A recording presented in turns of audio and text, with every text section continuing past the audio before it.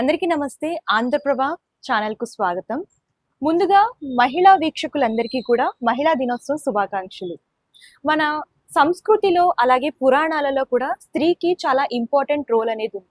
అసలు ఈ స్త్రీకి ఇంత ఇంపార్టెంట్ రోల్ ఎలా వచ్చింది? మన పురాణాలు ఏం చెప్తున్నాయి? దీని గురించి మనం ఈరోజు తెలుసుకుందాం.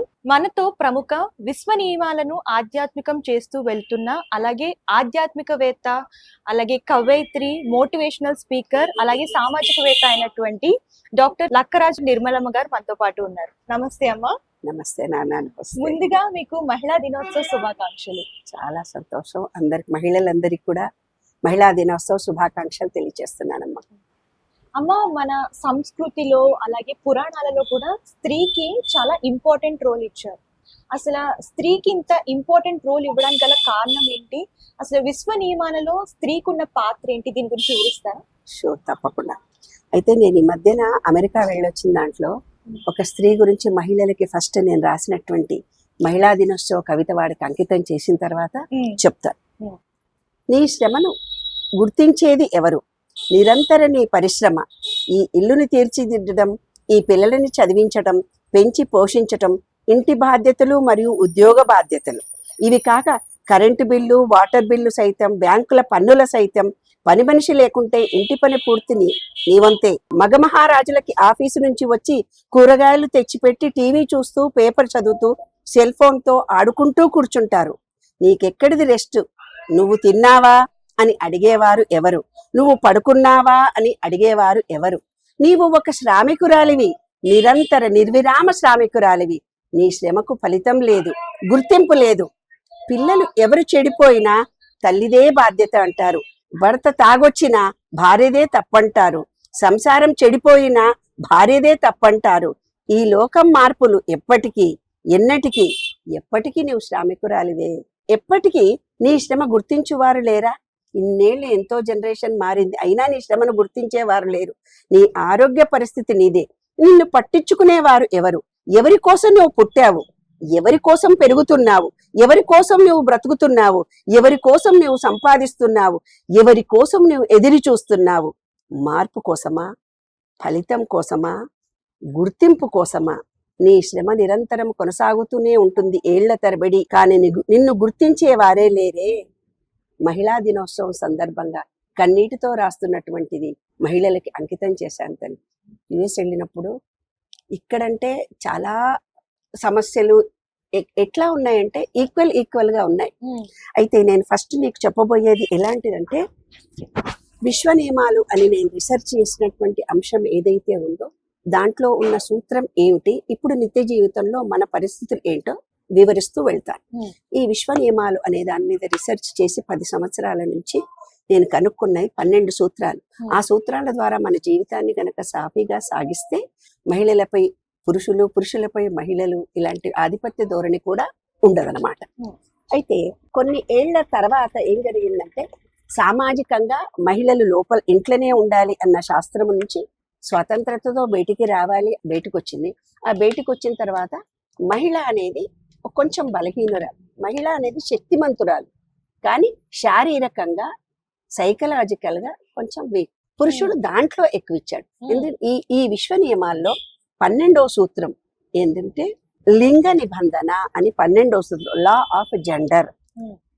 ఏమేమి ఉన్నాయంటే law of divine oneness, law of vibration, law of action, law of correspondence, law of attraction అంటే నిలుపుదల లేదా పరిమితి నిబంధన, తర్వాత law of cause and effect, తర్వాత law of compensation, law of relativity, law of polarity అంటే ధ్వని లేదా అది, law of rhythm, law of gender లాస్ట్ది 12వ సూత్రం.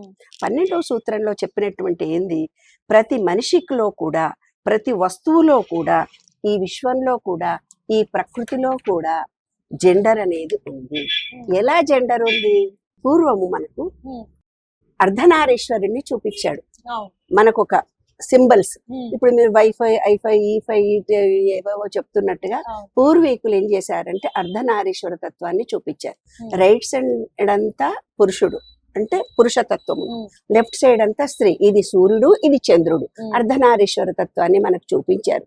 అంటే ఈ విశ్వము, ఈ ప్రకృతి మొత్తము కూడా స్త్రీ పురుష సంయోగంతో కలిసే ఉన్నది, స్త్రీ పురుష తత్వంతో కలిసి ఉన్నది అని అంటారు. కొంతమందికి స్త్రీలకు ఏమవుతుందంటే పురుషతత్వం ఎక్కువ ఉంటుంది. పురుషతత్వం ఏందిరా మగపిల్లగాళ్ళ, ఏంది ఆడపిల్ల మగపిల్లగాళ్ళగా చేస్తున్నావు అంటే పర్సంటేజ్ కొంచెం ఎక్కువ ఉంటుంది అనమాట ఆవిడకి. అంటే ధీరతతో మాట్లాడడము, చేయడము, మగరాయిలా ఉండడము అని అంటారు కదా లక్షణాలు. కట స్థిరత్వము, స్వీయ నిర్ణయ శక్తి అలాంటి స్త్రీలలో ఎక్కువ ఉంటుంది. పురుషులకి వచ్చే ఏదిరా ఆడదానిలాగా చేస్తున్నావు, అన్ని సిగ్గుపడుతున్నావు, ఆడదానిలాగా ఏడుస్తున్నావు అని మనం నిత్య జీవితంలో అనుకుంటాం. అంటే పురుషుడికి స్త్రీతత్వం ఎక్కువ ఉంటుంది, కొందరికి కొంచెం భయపడుతూ ఉంటారు. అంటే ఈ విశ్వం మొత్తంలో స్త్రీ పురుష లక్షణాలు సమానంగా ఉన్నాయి. సృష్టి స్టార్ట్ అయిన రోజు నుంచి కూడా సమానంగానే ఉన్నాయి. కానీ రాను రాను రాను రాను స్త్రీలో ఉన్నటువంటి దాని మీద పురుషుడు ఆధిపత్య ధోరణి పెరిగిపోవడం మూలంగానే ఇన్ని రకాలైన పుస్తకాలు రావడము, శారీరక మానసికంగా కొన్ని నమ్మకాలు విశ్వాసాలు ఏర్పడిపోయినాయి నాన్న. ఆ నమ్మకాలు విశ్వాసాల వల్లనే కొన్ని ముస్లిమ్స్ ఫ్యామిలీలో ఆడవాళ్ళని గొంతు పిసికి చంపేసేవాళ్ళంటే సెక్స్ గురించి చేసిన తర్వాత. వాళ్ళ శాస్త్రం వాళ్ళు చెప్పినప్పుడు నేను అవాక్కయ్యాను దుబాయ్లో. అంటే ఇంకా ఆమెను ఇంకెవరు అనుభవించకూడదు అనే ధోరణులు కూడా ఉంటాయి. అంటే వాళ్ళ నమ్మకాలు, వాళ్ళ విశ్వాసాల వల్ల మహిళలను ఆ విధంగా కొంతమంది దేవతగా చూసిన వాళ్ళు కూడా ఉన్నారు. కొంతమంది అమ్మో అసలు ఆడపిల్లనా వద్దొద్దు అనే ధోరణులు కూడా ఉన్నాయి. అంటే ఆధిపత్య ధోరణి పెరగటం మూలంగా. అంటే చూడన్న, ఒక పురుషుడు ఉంటాడు ఇంట్లో ఉండి ఏం చేస్తాడు, ఆధిపత్య ధోరణితోటే ఉంటాడు. భార్య నా చేతికి నీ ఉద్యోగం చెయ్యి, ఎమ్మెల్యే అవ్వవు, ఎంపీ అవ్వవు, రాజకీయ ఎక్కడున్నా సరే నీ మీద ఆధిపత్య ధోరణి చేస్తాడు. ఆధిపత్య ధోరణి అంటే ఏంటి? ఇప్పుడు మనం మహిళలం ఉన్నాం, మనలో తీరని కోరికలు కొన్ని ఉన్నాయి. ఆ కోరికలు తీరకపోతే ఏం చేస్తాము, మన కింద పని చేసేవాళ్ళు ఎవరైతే లేబరర్స్ ఉన్నారో వాళ్ళ మీద ఆధిపత్య ధోరణి చూపిస్తాం. అవునా లేదా? ఇరిటేట్ అవుతాము, విసుక్కుంటాము. అంటే స్త్రీ అనేది పురుషుడి కింద ఆధిపత్య ధోరణిలో చెలామణి అవుతున్న కాలం ఇది ఏమ్మా. కానీ ఈ విశ్వంలో మనం ఏమిస్తే అదే రిటర్న్ గా వస్తుంది. ఒక కేసులో నేను చూడు నాన్న, భార్యాభర్తలు ఇద్దరు కేసులు రోజు 100 కేసులు నాకు ఫోన్లు చేస్తున్నారు. ఈ విశ్వ నియమాల ప్రకారం ఏమిటిదంటే, ఫస్ట్ నేను స్త్రీ పురుషుల్లో ఉన్నటువంటి ఒక ఆమె ఎమ్మెల్యే, చాలా పెద్ద పొజిషన్ లో ఉంది ఆమె భర్తకి ఏమవుతుందంటే న్యూనతాభావంతో బాధపడుతున్నాడు. అబ్బా ఈమెదే పెత్తనం అయిపోయింది, ఎక్కడ చూసినా ఆమె పేరే మారుమోగిపోతుంది అని మేలియుగో ఏం చేస్తుందంటే, దీని కాళ్ళు ఎరిగి పడిపోతే బాగుండు, అస్సలు నన్ను చులకనగా చూస్తూ, అంటే తనలో తను న్యూనతాభావంతో బాధపడుతున్నాడు. ఆమె అతనితోటే ఎక్కడికన్నా వెళ్తుంది. ఆయనని పటేలు సర్పంచులు మనం చూస్తూనే ఉన్నాం, భార్య పేరు ఉంటుంది కానీ చేసే పెత్తనం అంతా మొగాడిదే ఉంటుంది. అవునా? అలా అతనికి ఏమైపోతుందంటే ఈమె స్వీయ నిర్ణయ శక్తి మీద పూర్తిగా అతనికి మనసులో ఒక కచ్చ ఏర్పరచుకుంటాడు. దీని కాళ్ళు ఇరిగి కొన్నాళ్ళు మూలపడితే బాగుండు, నా ఇంపార్టెన్స్ పెరుగుతుంది అనుకుంటాడు. ఇద్దరు కారులో వెళ్ళిపోతూ ఉంటారు. ఆమె కారు యాక్సిడెంట్ జరిగి 2 కాళ్ళు ఇరిగిపోతాయి. అతనికి తెలియకుండా చేస్తాడు. పురుషుడు తనకు తెలిసి చేయడు. తన ఇన్నర్ ఫీలింగ్, అతని సబ్ కాన్షియస్ మైండ్ లో ఏమనుంది, ఆమె అథారిటీ చెలాయించడం ఈయనకు నచ్చలేదు. ఆ ధోరణి మనసులో ఉంది కాబట్టి ఆ అమ్మాయికి యాక్సిడెంట్ అయ్యి 2 కాళ్ళు ఇరిగి ఒక 6 నెలలు మంచంలో పడుతుంది. ఇది ఈ విశ్వ నియమాలలో ఒకటనమాట. అతనికి తెలియదు కానీ అతనిలో కచ్చ ఉంది. ఆ కచ్చ సబ్ కాన్షియస్ మైండ్ కు ఫీలింగ్ మాత్రమే తెలుస్తుంది. కాబట్టి పోతూ జరిగే విషయం ఇలా జరుగుతుంది. ఈ విశ్వ నియమాల ప్రకారం ఇంకొకటి, ఇప్పుడు నాకు నిన్న ఫోన్లు వచ్చినటువంటి దాంట్లో నేను ఇక్కడ మేము సెటిలర్స్, యూఎస్ లో సెటిలర్స్ ఫ్యామిలీ, నేను ఇప్పుడు సూసైడ్ చేసుకోదలుచుకున్నాను అని నాకు ఫోన్. అసలు సంగతి ఏంటమ్మా అని అడిగాను. అంటే మా అమ్మాయి సాఫ్ట్వేర్ ఇంజనీర్ అయితే ఒక ఎంఎస్ చేసినటువంటి ఒక అతని డాక్టర్ తో సంబంధం కుదిరింది. ఆ డాక్టర్ ఏం చేశాడంటే, సరే మేమెవరం ఇష్టపడకపోయినా ఆ అమ్మాయి పెళ్లి చేసుకుంది. పెళ్లి చేసుకున్న తర్వాత చాలా గొడవలు పడి హరాస్మెంట్ జరుగుతోంది, అది మానసికంగా చాలా బాధపడుతుందమ్మా అని. ఇంకో కేసులో ఏమైపోయింది, ఆ అమ్మాయి ఎంఎస్ చేసిందంట. ఎంఎస్ చేయడానికి వాళ్ళ దగ్గర డబ్బులు లేకపోతే ఎంఎస్ చేసినటువంటి డాక్టర్ సంబంధం వేరే క్యాస్ట్ లో వస్తే పెళ్లి చేసేసుకున్నాడు. అతను షాడిస్ట్ అంట, డైవర్స్ కావాలి అని. ఈ 2 కేసుల్లో నేను ఒకటి చెప్తాను వినమ్మ. మొదటి కేసుల్లో హరాస్ జరిగినప్పుడు వాళ్ళ మదర్ నాకు చెప్పినటువంటి అంశం, నా పెళ్ళైన కొత్తలో కూడా మా ఆయన నన్ను బాగా సతాయించాడు, సతాయించి పెట్టాడు. ఎట్లయితే సతాయించాడో సేమ్ ఆ బిడ్డ లైఫ్ కూడా అలాగే అవుతుంది. ఇప్పుడు మా ఆయన కూర్చొని ఏడుస్తున్నాడు, అప్పుడు నన్ను హరాస్ చేసినప్పుడు మా నాన్న ఏడ్చాడు. Same case. మళ్ళీ ఇంకో కేసు డాక్టర్నే చేసుకున్నాను, ఎంఎస్ అని ఉంది కదా, అది అమ్మ నాకు డైవర్స్ ఇచ్చే అవకాశం ఉండి డైవర్స్ ఇచ్చాడు మా ఆయన. ఇది ఆ మొదటి సంతానం బిడ్డ.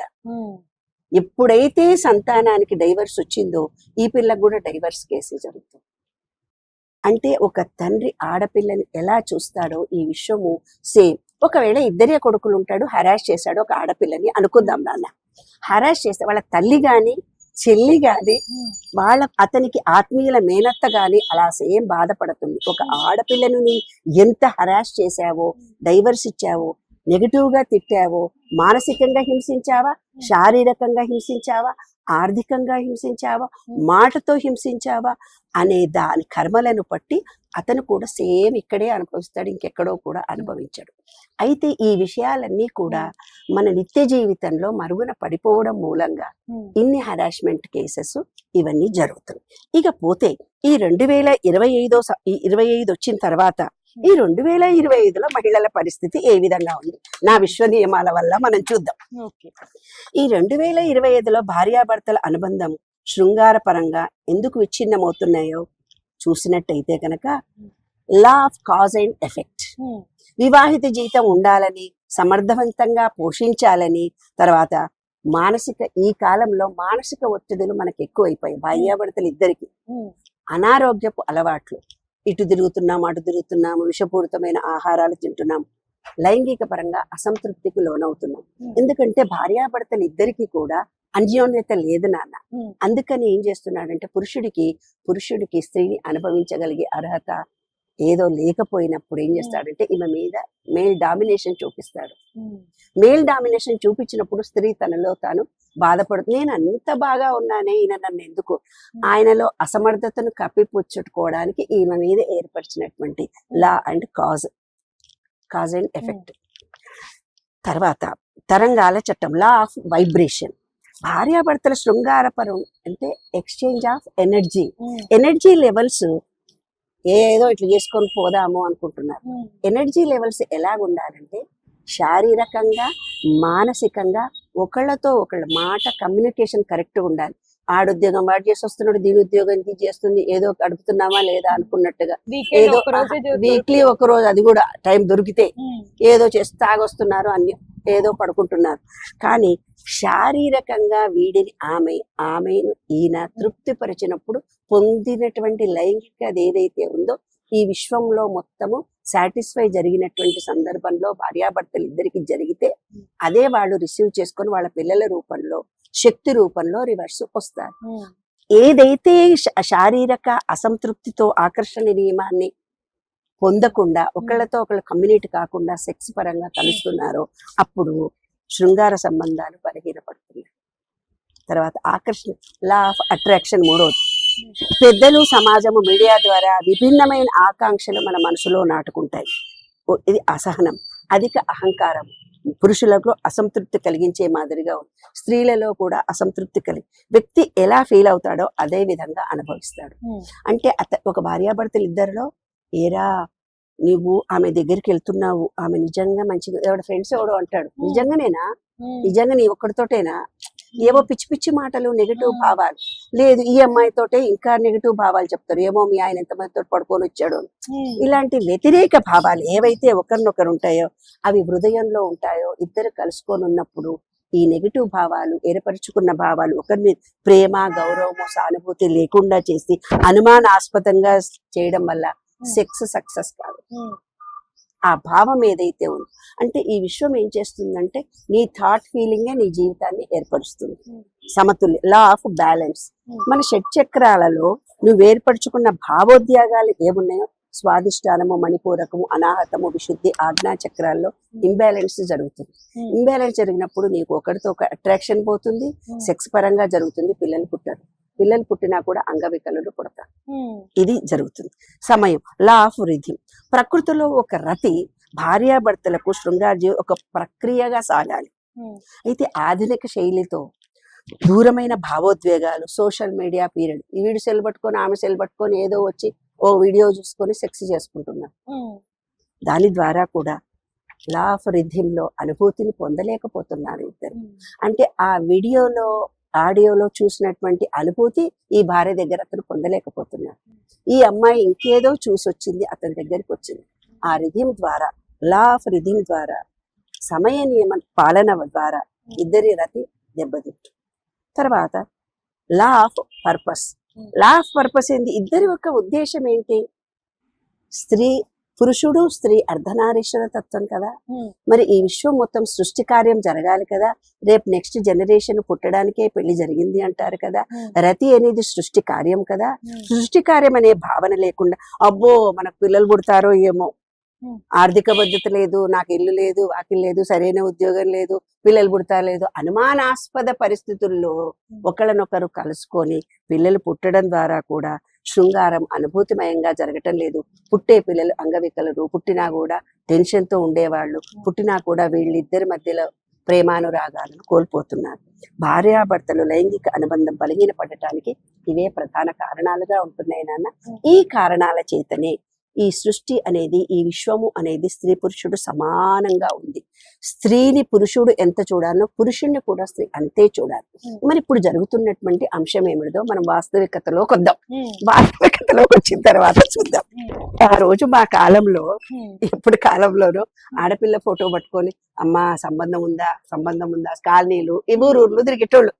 పిల్లగాడు దొరుకుతాడా దొరుకుతాడా, రెండో సంబంధాలు చేసేవాళ్ళు మా కాలంలో ఏమ్మా. కానీ ఈ రోజుల్లో పిల్ల ఫోటోలు తీసుకొని పోయి, పిల్లగాడి ఫోటోలు పట్టుకొని పోయి, అబ్బో ఒక్క పిల్ల దొరుకుతుందా అని కాళ్ళల్లో మెట్టెలు పెట్టుకున్నారా లేదని కాళ్ళీళ్ళు తిరుగుతున్నారు, పేపర్ ప్రకటనలు ఇస్తున్నారు, పెళ్లిగానే ప్రసాదులు ఎక్కడెక్కడ కనిపిస్తున్నారు. ఎందుకు అనంటే స్త్రీల మీద ఆధిపత్యము, స్త్రీలు హింసించబడి చనిపోయినప్పుడు ఈ విశ్వం మొత్తంలో స్త్రీ శక్తి ఎప్పుడైతే బాధపడుతూ న్యూనతాభావంతో ఉందో, స్త్రీ పుట్టగానే ఏం జరుగుతుందో, బయటికి వెళ్తే ఎలా జరుగుతుందో అని శాస్త్రరీత్యా, అందుకే మన పురాణ కాలంలో కృష్ణుడు రాధను ప్రేమించాడు. అపురూపమైన ప్రేమ. అసలు రాధాకృష్ణుడి అన్యోన్యత ఎంత గొప్పది చూడండి. ఆ ప్రేమలో నిజాయితీ ఉంది. వేల మంది, కోట్ల మంది, లక్షల మంది కృష్ణుడి ప్రేమకు మయమై కృష్ణుడు కావాలి అని కోరుకోని కృష్ణుడి ప్రేమ కోసం తన్మయత్వం పొందారట. అంటే ఈ విశ్వం అనే ప్రేమను స్త్రీలు బయట ఇచ్చినప్పుడు పురుషుడిని ఆకర్షిస్తుంది, పురుషుడిలో ఉన్నటువంటి దాన్ని స్త్రీ ఆకర్షిస్తుంది. ఈ మహిళా దినోత్సవం సందర్భంగా మహిళలకు చెప్పొచ్చేది ఏంటి? ఆ రోజు మహిళా దినోత్సవంలో మేము మల్లాది సుబ్బమ్మ కొట్లాడి బస్సులో రిజర్వేషన్ సీట్ ఇవ్వండి అంటున్నాం. ఇవాళ పిల్లగాడి ఫోటో, పిల్లలు కూడా ఫ్లట్ పట్టుకొని మాకు బస్సులో రిజర్వేషన్ ఇవ్వండి అని కొట్లాడుతున్నారు. ఆ రోజు అత్తలు కోడళ్ళు వస్తున్నారంటే గజ గజ గజ గజ భయపడేవాళ్ళు. ఈ రోజు కోడలు వస్తుందంటే అత్తలు భయపడుతున్నారు. అంటే మన భావాలే ఈ విషయంలో పరివ్యాప్తంగా ఉన్నాయి. కానీ 3rd క్లాస్ 4th క్లాస్ ఉన్నటువంటి మహిళలు మాత్రము మళ్ళీ కూడా భార్యాభర్తల గొడవలు జరగడానికి భార్యను ఎలా చూశాడో భర్త తన పిల్లలకు కూడా అదే జీవితము రివర్స్ గా వస్తుంది. కాబట్టి ఈ మహిళా దినోత్సవం తరమ్మ ఈ విశ్వ నియమాలని మీరందరూ అర్థం చేసుకొని ఏమ్మా, తప్పనిసరిగా స్త్రీ పురుషులు అనేది ఈక్వాలిటీ ఉంది. స్త్రీ శక్తి ఎంత ఉందో పురుష శక్తి కూడా అంతే ఉంది, సమానంగా ఉంది. ఒకరు రాత్రి పగలులాగా, రాగద్వేషాలు లాగా కలిసికట్టుగా ఉండాలి. అదే దాంపత్య జీవితం. అదే మహిళ అంటే పురుషుడు లేకుండా లేదు. పురుషుడు నేను ఒక్కడే అంటే కాదు. అమ్మవారి పూజలు ఎందుకు చేస్తామో తెలుసానన్నా, శివశక్తి చాలా తక్కువ. దాన్ని అధిగమించాలంటే లలితా పారాయణం బాగా చదవాలి. అమ్మవారి శక్తిని ఆవాహనం చేసుకుంటేనే ఈ సృష్టిలో. అందుకే చూడు, ఏ ఫ్యామిలీ ఉన్నా నువ్వు చూడు నాన్న, స్త్రీ తయారు చేసుకున్నటువంటి ఫ్యామిలీ, చెప్పినట్టు వినే భర్త ఉంటే ఆ ఇల్లు మంచిగా డెవలప్ అవుతుంది, చక్కగా అవుతుంది. స్త్రీ మాటకు వాల్యూ ఇవ్వని ఫ్యామిలీస్ విచ్ఛిన్నంగా జరిగిపోతాయి. ఎందుకంటే స్త్రీ శక్తి, స్త్రీ థాట్ ఫీలింగ్ ఏదైతే ఉందో, ఆమె ఆలోచించే విధానమే. నేను పర్సంటేజ్ విషయం చెప్తున్నాను. కొన్ని ఫ్యామిలీస్ లో మనం చూస్తే కొంచెం స్త్రీకి శక్తి పరంగా, శారీరక పరంగా, మానసిక తక్కువ నాలెడ్జ్తో పుట్టినప్పుడు ఆమె అలా ప్రవర్తిస్తుంది. శక్తివంతురాలైన మహిళను గుర్తించండి. ఆమె పట్ల ఆధిపత్య ధోరణి చేయకండి. న్యూనతా భావంతో మీ భార్య టాలెంట్ను గుర్తించి ఇంకా ఆమెను అణగొత్తకాలని ప్రయత్నించకండి. పురుషులకు మహిళలకు నేను ఇదే ఇస్తున్నాను. ఈ విశ్వశక్తి అనేది ప్రేమమయం, శాంతిమయంగా ఉంది. ప్రేమనిచ్చి ప్రేమని పొందుదాము, ఆనందాన్ని ఇచ్చి ఆనందాన్ని పొందుదాము. స్త్రీ పురుషులు అన్యోన్యంగా కలిసి మంచి సంతానాన్ని కందాము. ఆ సంతానము, కుటుంబ వ్యవస్థ, భారతీయ సంస్కృతి చాలా గొప్పది. ఈ రోజు పిల్లలు మన మాట వినటం లేదంటే తల్లి తండ్రి ఎలా ప్రవర్తిస్తున్నారో వాళ్ళ పిల్లలు ఎలా ప్రవర్తిస్తున్నారు, వాళ్ళతో అటాచ్మెంట్ తగ్గిపోయింది. అంతకంటే ఎక్కువ వేరే కారణాలు ఉన్నాయి, తర్వాత విషయం మాట్లాడుకుందాం. స్త్రీ పురుషులు ఇద్దరు మహిళా దినోత్సవ శుభాకాంక్షలు. ప్రతి పురుషుడు స్త్రీని గౌరవించాలి, స్త్రీ పురుషుడిని గౌరవించాలి. తప్పనిసరిగా మన కుటుంబ వ్యవస్థను, మన మన సాంసారిక జీవితానికి, మన కుటుంబానికి ఎంతో గొప్ప చరిత్ర. Thank you. చాలా చక్కగా చెప్పారమ్మా, ధన్యవాదాలు.